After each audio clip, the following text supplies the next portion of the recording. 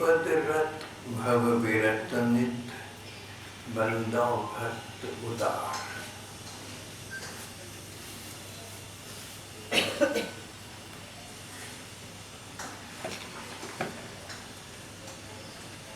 भक्त प्रवर राधिका दास जी महाराज सन 1932 तक इस देश में विराज रहे थे। राधिका दास गृहस्थ थी, गृहस्थ में रही। अंतिम कुछ वर्ष वृंदावन चली गई थी,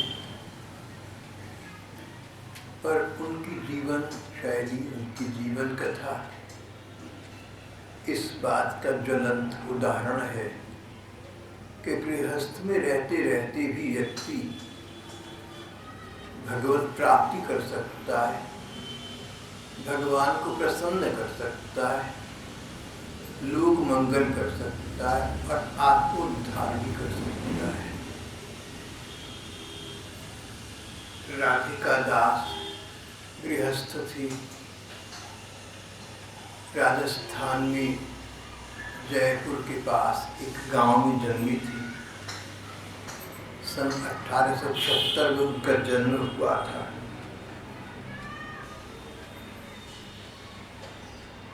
लगभग पूरा जीवन उन्होंने अपने गृहस्थ में और अपने गांव में व्यतीत किया। पर भक्तों के जो दो गुण बतलाए गए सब धर्मों में, वो दोनों गुण उनमें पराकाष्ठा पर थी। भगवान के भक्तों में गृहस्थ हो, साधु सन्यासी हो, गृहस्थ में दो गुण होने चाहिए, मन भगवान में और तन संसार। तन संसार में रहे, कर्तव्य का पालन करना, दायित्व का वहन करना, सबके साथ प्रेम स्नेह का व्यवहार करना, कोई बैरी हो, कोई बुरा हो, उसका भी हित चिंतन करना, लेकिन अपना मन भगवान के प्रति समर्पित रखना, मन से मोह ममता में न पड़ना। जन्म होता है मनुष्य का, हाड़ मास की पुत्री में जीव आता है और मोह का बंधन उस पुत्री के साथ बांध लेता है। अपने शरीर को, अपने परिवार को अपना सब कुछ मानकर उसमें फंसा रहता है। कहीं अहंता में फंस गया, कहीं ममता में फंस गया। अगर अहंता ममता का ग्रास न बने तो क्या गृहस्थ और क्या संन्यास, सभी भगवत प्राप्ति के सुपात्र बन जाते हैं। तो तन से भले ही हम संसार के कार्य करें, संसार के प्रति कर्तव्य और दायित्व निभाएं, पर मन से जहाँ तक हो सके अपने ठाकुर का चिंतन करें, भगवान का स्मरण करें, उनके रूप का ध्यान करें। समय हो, रात को सोते समय या सुबह को सोकर उठकर दोपहर के समय विश्राम काल में जब भी समय मिले भगवान की जो लीलाएं पढ़ी हैं, सुनी हैं, उनका चिंतन करें, नाम का जप करें और सर्वोपरि बात दूसरों का हित चिंतन करें। कोई ऐसी बात न कहो जिससे किसी को कष्ट मिले। मुंह का मीठा बोल बड़ा जरूरी है। वाणी व्यवहार में मृदुलता होनी नितांत अनिवार्य है। वाणी व्यवहार में मृदुलता हो, मिठास हो, तभी होगा जब मन में होगा। ऐसा न करना कि मन में तो विरोध हो, क्रोध हो और ऊपर से मिठास दिखाओ। छोटे बच्चे भी समझ जाते हैं, मन की भाषा को पशु भी समझ जाते हैं। अपने मन में सबके प्रति हितैषिता की कामना रखना, अपने मन में सबके प्रति स्नेह सौहार्द का भाव रखना, तो सबके जन्मदाता, सबके जीवनदाता ठाकुर तुम्हें अपनी कृपा का, अपने अनुराग का पूर्ण पात्र बना लेंगे। फिर जीवन में कहीं न्यूनता न रहेगी, ये लोग सुधर जाएगा, अगला लोग स्वयं सुधर जाएगा। राधिका दास उच्च कोटि के भगवत भक्त थे, गृहस्थ में थे।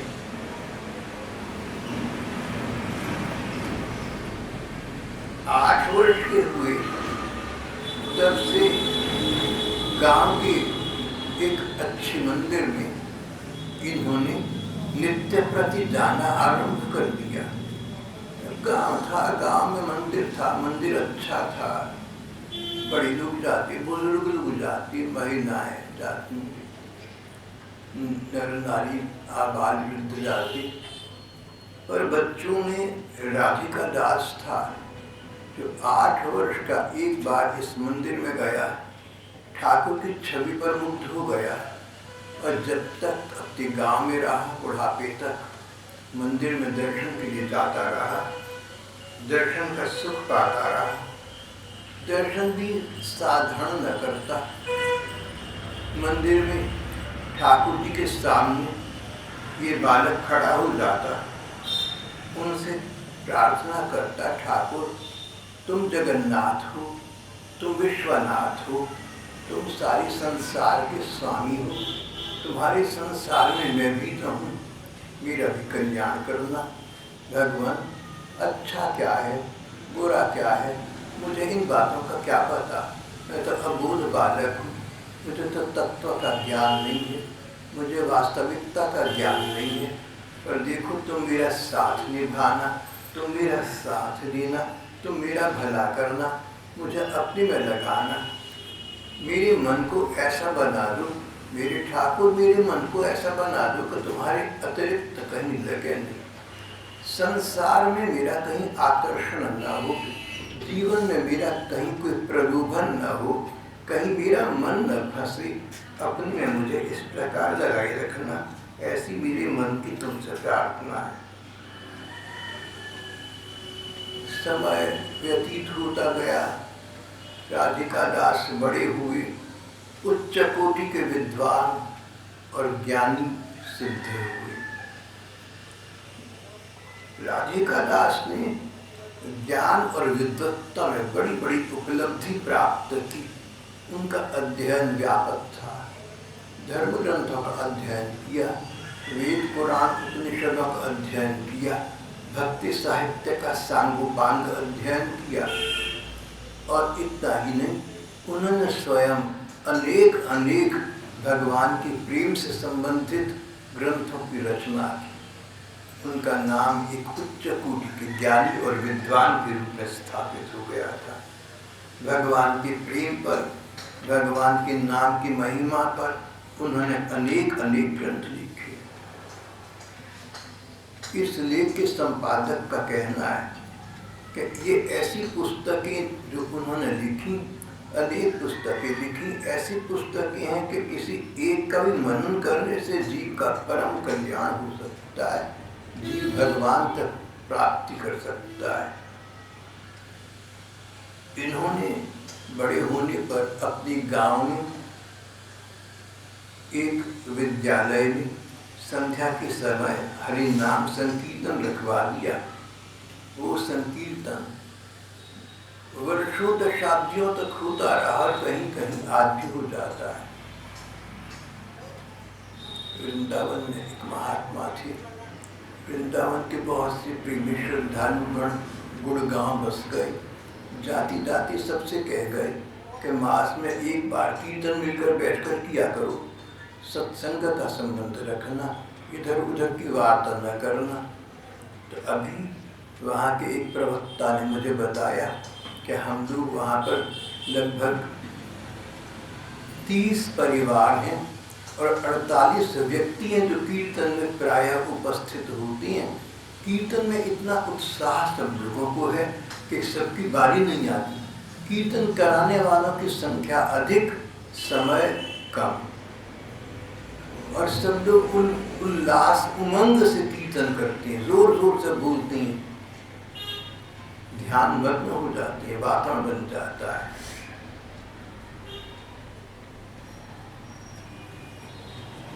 इसी प्रकार इनका संकीर्तन गांव में ऐसा बैठ गया, लगता था मानो गांव में सतयुग आ गया है।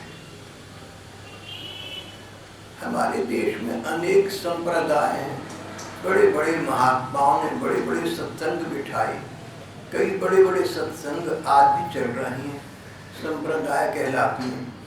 निम्बार्क संप्रदाय एक बहुत अच्छे और बहुत व्यापक संप्रदाय का नाम है। निम्बार्क संप्रदाय में भगवान की प्रेम उपासना है। भगवान को निष्काम भाव से भजो।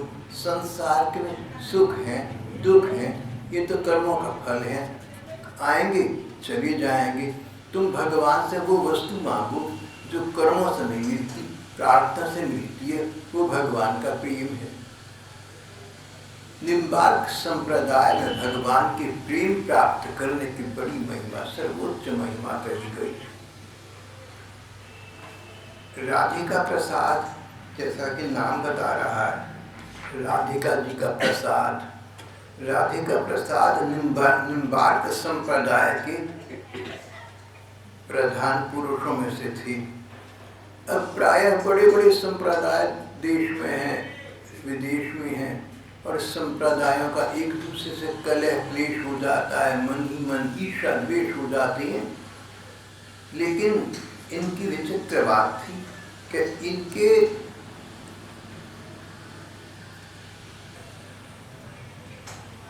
मन में ऐसा बैठा हुआ था कि जो दूसरे संप्रदाय हैं, जिस भगवान को वो मानते हैं उसी को हम मानते हैं। किसी की कोई पद्धति है, कोई किसी की पद्धति है। पद्धति भेद से लक्ष्य भेद तो नहीं होता, लक्ष्य सबका एक ही, भगवान की प्राप्ति है। बड़े बड़े व्यापक हृदय महात्माओं ने यहाँ तक समझाया, कोई विदेशी धर्म हो वो भी परमात्मा को मानता है और हम भी परमात्मा को मानते हैं। कोई निराकार मानता है, कोई साकार मानता है, कोई किसी रूप में मानता है, कोई किसी छवि में मानता है, लेकिन जो भगवान को मानता है वो भगवान के तत्व को तो मानता ही है। तो भगवत तत्व की दृष्टि से सभी लोग एक ही भगवान को मानते हैं। इसलिए किसी भी धर्म के अवलंबी, किसी भी संप्रदाय के सदस्य हमारी ही भगवान की अर्चना उपासना करते हैं। हमारे लिए उतने ही सम्माननीय हैं, हमारे लिए उतने ही अपने हैं जितने अपने संप्रदाय के लोग। राधिका प्रसाद जी महाराज निम्बार्क संप्रदाय की थी, पर दूसरों के संप्रदाय के प्रति इनकी द्वेष भावना होनी तो दूर रही, उनके प्रति श्रद्धा रखा करते थे। सर्वदेव नमस्कार केशवम प्रतिगच्छति। भगवान को किसी भी रूप में भजो, अर्चना उपासना तो उन्हीं परम ब्रह्म परमेश्वर की होती है। नाम रख दो कुछ, रूप रख दो कुछ, शक्ल जैसी चाहो बना दो, लेकिन भगवान तो वही रहे। संत जय जय गोयंत का जी महाराज कहते थे कि चाहे तो बर्फ हो और चाहे पानी हो, बात तो एक ही है। पानी के अनेक रूप बन जाती हैं, बुलबुला भी पानी, समुद्र भी पानी, नदी भी पानी और बर्फ भी पानी। पानी तत्व तो वही बना रहा है, उसके रूप परिवर्तन होते रहे। तुम बाहरी रूप की बात मत करो, तुम आंतरिक रूप की बात करो। इस प्रकार की विचारधारा राधिका प्रसाद जी महाराज की थी। परिणाम ये कि सभी संप्रदायों के लोग, विधर्मी लोग भी इनके प्रति हितैषिता का और सम्मान का भाव रखते थे। घर में रहते रहते, जयपुर के पास एक गांव में गृहस्थ में रहते रहते इन्होंने अपनी एक दिनचर्या बना ली। प्रत्येक व्यक्ति जो भगवान की प्राप्ति का इच्छुक है उसे कुछ न कुछ दिनचर्या बनानी चाहिए। दिनचर्या, टाइम टेबल, चाहे थोड़ा सा हो, छोटा सा हो, पर एक नियम लेकर ऐसी दिनचर्या का निर्माण करना जिसका तुम रोज रोज पालन कर सको, जिसको तुम निभा सको। अगर दिनचर्या में केवल 10 मिनट का नियम लेकर भी किया जाए तो वो भी फलदायी हो जाता है। इन्होंने तो अपनी दिन रात की अपनी ऐसी कार्यक्रम, ऐसी व्यवस्था बना ली, सुबह को 2 या 3 बजे इनका दिन आरंभ हो जाता।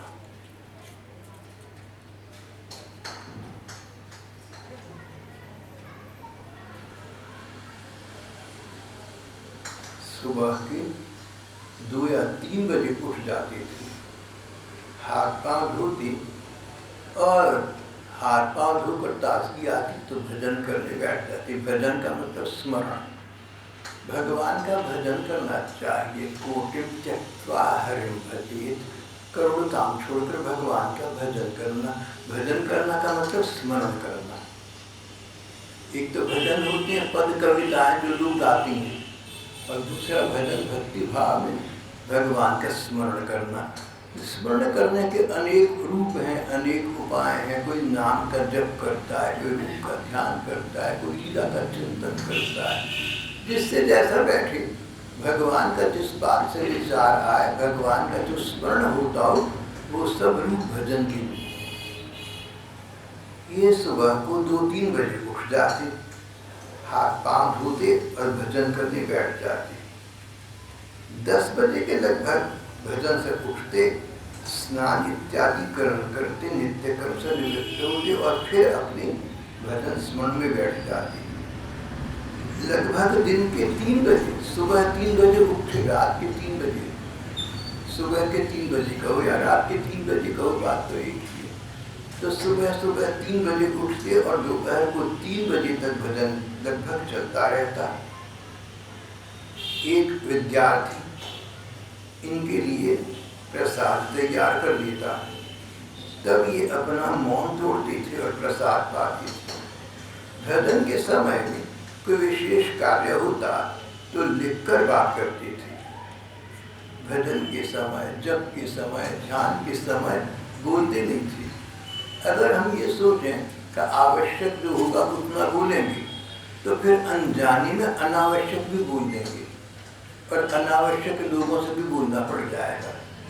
इसलिए ये बोलते नहीं थे। भजन करते समय मौन रहते थे और कोई अनिवार्य बात हो, कोई आवश्यक बात हो तो लिख देते थे।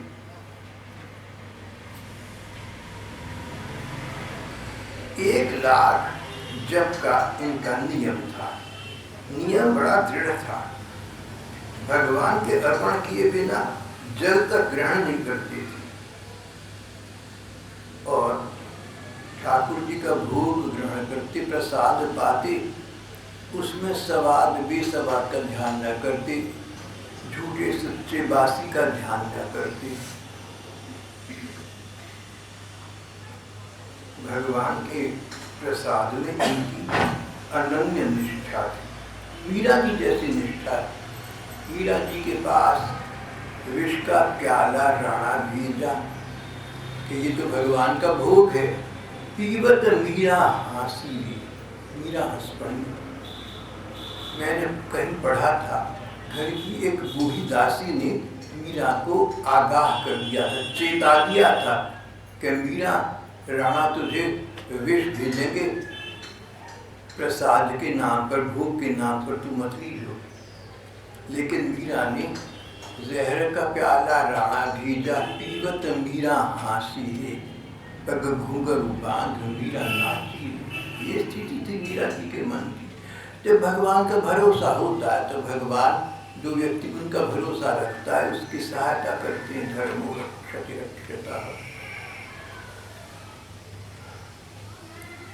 भगवान राधा कृष्ण के प्रति इनका प्रेम भाव, इनकी साधना के फलस्वरूप दिन रात बढ़ता गया। अगर साधना करके उन्नति नहीं होती तो संपादक कहते हैं साधना का कोई मूल्य नहीं है। बड़ी महत्वपूर्ण बात कही गई है। अगर साधना करते हैं और साधना में उन्नति नहीं होती, जहाँ थे वहीं रहे, तो साधना को कोई विशेष मूल्य हुआ नहीं।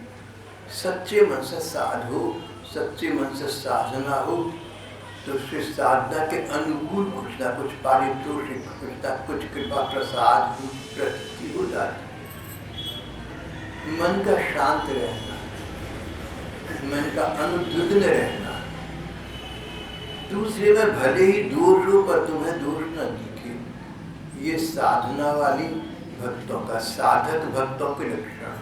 भगवान में मन लगाते लगाते भगवान में मन इतना लगना आरंभ हो जाता है तो दोष दर्शन नहीं रहता, दोष दृष्टि नहीं रहती। दूसरों की कमी, निंदा, चुगली, बुराई, भलाई, दुनियादारी, अपना पराया, ये सब समाप्त हो जाता है। ईर्ष्या, द्वेष, अशांति, इनका भक्त जीवन में कोई स्थान नहीं रहता।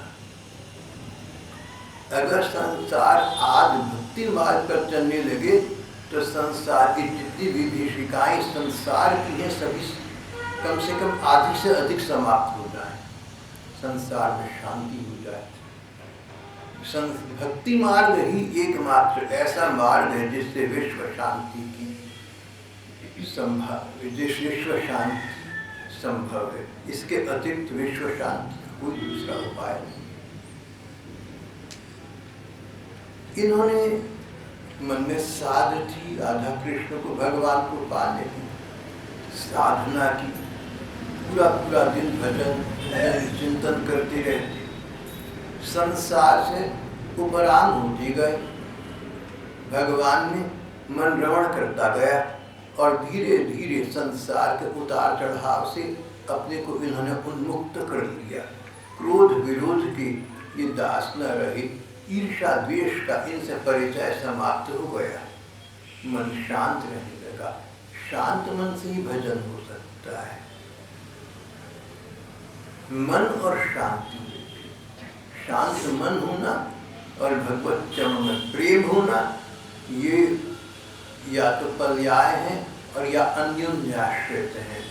मन भगवान में लगाओगे, जैसे तैसे करके लगाओगे तो धीरे धीरे मन शांत रहना आरंभ कर देगा, और मन शांत रहेगा तभी भगवान का अनन्य मन से भजन हो सकेगा। ये अन्योन्याश्रित है, अंग्रेजी में कहते हैं इंटरडिपेंडेंट।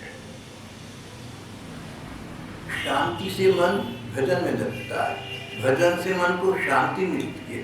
दोनों एक दूसरे के संगी साथी, दोनों साथ साथ रहते हैं। राधिका प्रसाद जी के जीवन में दोनों का समुचित स्थान था। अब इनकी साधना दिन पर दिन प्रगाढ़ होती गई, दिन पर दिन बढ़ती गई। भगवत प्राप्ति की इच्छा मन में तीव्र इतना होती गई कि श्री राधा कृष्ण का कोई नाम ले दे तो इनकी आंखों में प्रेम के अश्रु भरा देते।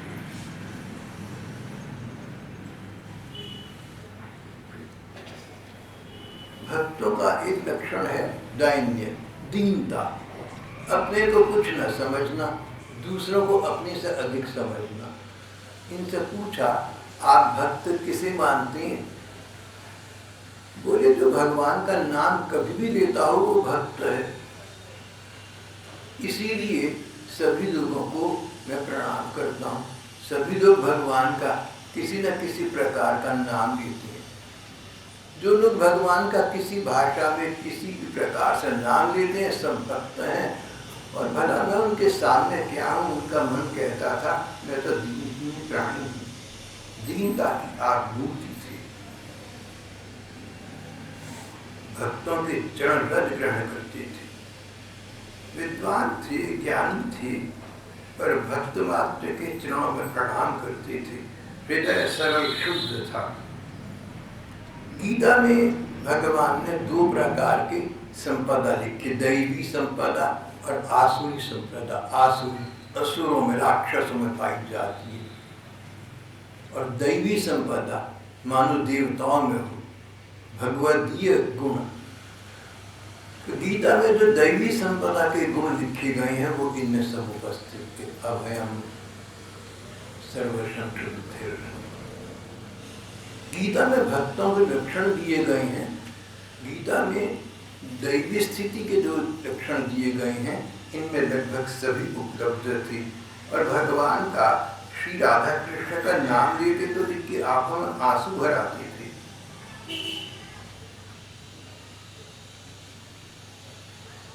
भगवान कृष्ण और राधिका जी के प्रति अगाध भाव था, पर भगवान के किसी भी अन्य रूप की कथा लीला हो उसमें इनकी उतनी ही रुचि रहती थी। जैसे एक बार गांव के पास कहीं रामलीला हो रही थी, रामलीला देखने गए। राम जी, लक्ष्मण जी और सीता माता जी के स्वरूप देखे। जो बच्चे राम लक्ष्मण सीता के रूप बने हुए थे उनकी अभिनय कर रहे थे, स्वरूपों को देखा। राम लक्ष्मण सीता के स्वरूपों को देखता इनको यही लगा कि सचमुच मैं सीता राम लक्ष्मण जी को देख रहा हूँ। मेरे राधा कृष्ण, मेरे ठाकुर आज सीता राम के रूप में लीला कर रहे हैं। आज मेरे राधा कृष्ण सीता राम के रूप में लीला कर रहे हैं। धन्य है लक्ष्मण जो उनकी सेवा में रहते हैं। प्रेम के आवेश में बेसुध हो गए और उस बालक के जो राम जी बना था उसके पांव पकड़ कर बैठ गए, फूट फूट कर रोने लगे। अब संसार के न जाने कितने लोग रामलीला देखते हैं, वहां पर भी अनेक लोग रामलीला देख रहे थे। उनकी दृष्टि में यहाँ के रामलीला के एक बालक थे, परंतु इनकी दृष्टि में साक्षात भगवान थे। ये उनको सचमुच भगवान राम मानकर उनकी स्तुति करने लगे।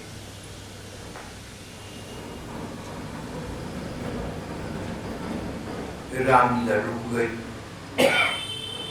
पर रामलीला को रोकना पड़ा।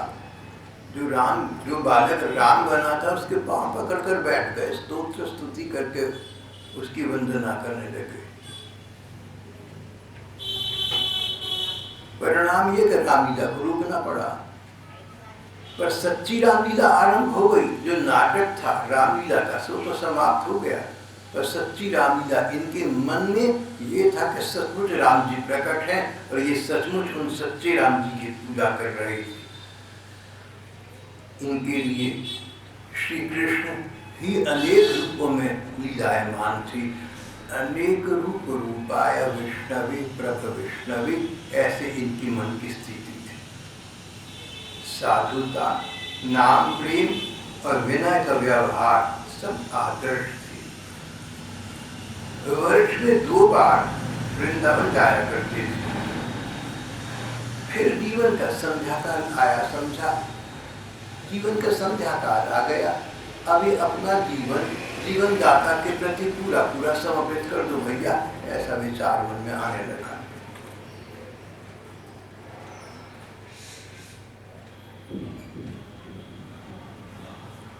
इन्होंने वृंदावन में वास करने का निश्चय कर लिया।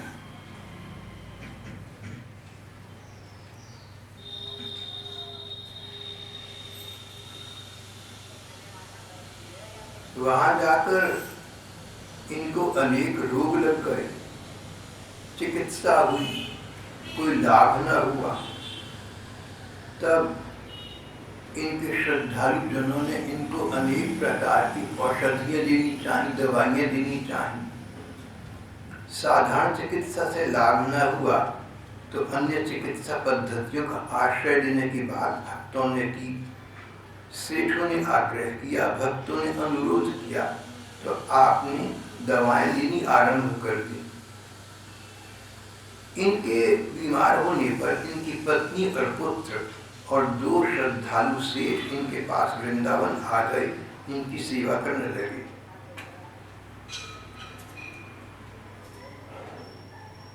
इन्होंने कहा, मेरे पास घर के लोग हों या बाहर के लोग हों, वही ठहर सकते हैं जो 8 प्रहर हरि संकीर्तन करें।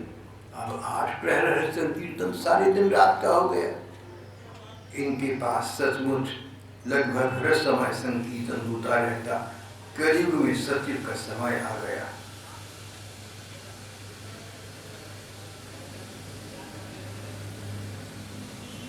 फिर इन्होंने मानो कोई अतीन्द्रिय शक्ति से कोई बोध हो गया हो, मानो कोई प्रेमोनिशन हो गई हो, मानो इन्हें अपने आने वाले समय का, मृत्यु का पूर्व बोध हो गया हो। इन्होंने अखंड मौन व्रत धारण कर लिया और कहा कि राधे श्याम के अतिरिक्त और कोई शब्द न बोलूंगा। तो कोई बात करनी होती तो राधे श्याम उत्तर में कहते, राधे श्याम के अतिरिक्त अन्य समस्त शब्दों का उच्चारण करना त्याग दिया, मौन रहने लगी।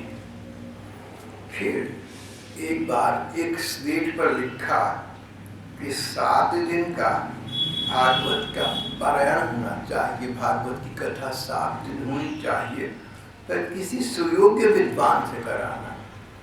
भागवत का व्याख्या करने का काम है, भागवत की कथा करने का काम सबके बस का रोग नहीं है। भागवत संस्कृत में है, संस्कृत सबको नहीं आती, पर अच्छे अच्छे अनुवाद प्रकाशित हैं।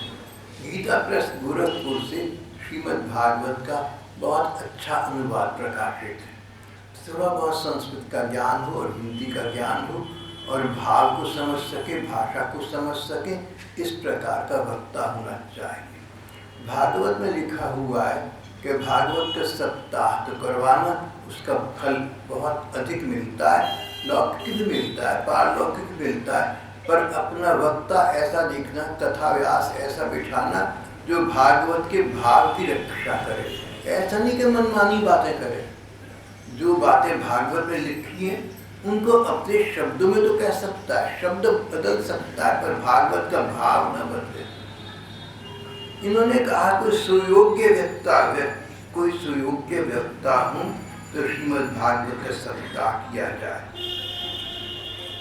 वक्ता विद्वान होना चाहिए, वक्ता भक्त होना चाहिए, और वक्ता की वक्तृता, उसका बोलना ऐसा हो कि लोगों को बात समझ में आती है। विद्वान हो, भक्त हो और अच्छी वक्तृता करता हो, ऐसी बात बोले जो सुनने वाली समझे। इन्होंने कहा एक सुयोग्य वक्ता के द्वारा भागवत का सप्ताह पाठ बिठाना चाहिए और उसके बाद 7 दिन रासलीला होनी चाहिए। हमारी ग्रंथों में लिखा है कि हमारे बहुत सारे धर्म ग्रंथ हैं, वेद, उपनिषद, पुराण इत्यादि, सबका सार अगर पढ़ना तो एक पुस्तक भागवत में आ जाता है। सबका सार भागवत है, फिर और ग्रंथ पढ़ो ना पढ़ो, बस भागवत पर्याप्त है। और भागवत का जो सार है, भागवत का जो हृदय है, वो रास पंचाध्यायी, भगवान कृष्ण और गोपियों के रास का प्रसंग है। इन्होंने कहा कि 7 दिन तो भागवत का पाठ हो, सप्ताह हो, और फिर 7 दिन रासलीला हो, ऐसा मैं चाहता हूँ। इनके इच्छा के अनुसार 7 दिन भागवत का पाठ हुआ, निर्विघ्न समापन हुआ। 7 दिन रासलीला का आयोजन हुआ, उसमें रस की धारा बह उठी। एक सच्चे भक्त का जीवन व्यतीत करते हुए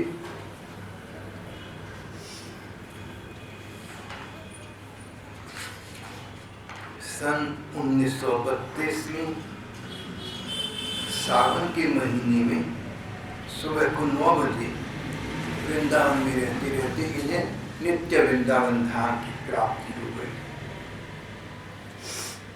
कथाकार कहते हैं कि हमारे देश में, हमारे जीवन में एक दुर्लभ भक्त का अभाव हो गया। हमें इस बात का बड़ा दुख है। यहाँ पर आज का हमारा प्रसंग समाप्त हो जाता है।